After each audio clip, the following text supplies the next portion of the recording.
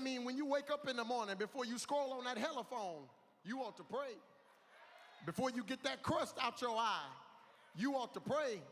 Before you call up somebody on that phone and talk about what happened on the latest episode of the Days of Our Lives, you ought to pray. Before you eat that 5-course meal and burp at the end, you ought to pray. I see the priority in the prayer, but then I see the practice of the prayer. Because Jesus wasn't no Baptist preacher. Jesus wasn't no Kojic preacher. Jesus wasn't no Amy Zion preacher. Jesus wasn't no Pentecostal preacher. How you know that, Alex? Because Jesus practiced what he preached. Luke chapter 18, verse 1, Jesus said, man ought to always pray.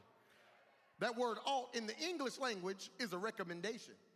That word ought in the English language is a suggestion. You ought to pay your taxes. You ought to come to church on Sunday morning. You don't have to, but we recommend. But in the Greek text, the word ought is a requirement, which means Jesus says man is required to always pray. If we see a dog that don't bark, we say something wrong with that dog. We see a hyena that ain't laughing, you say something wrong with that hyena. But you see a man that don't pray, that's the one you go get and bring home to mama, because you don't think nothing wrong with that man. But can I tell you something? If a man don't pray, something wrong with that man.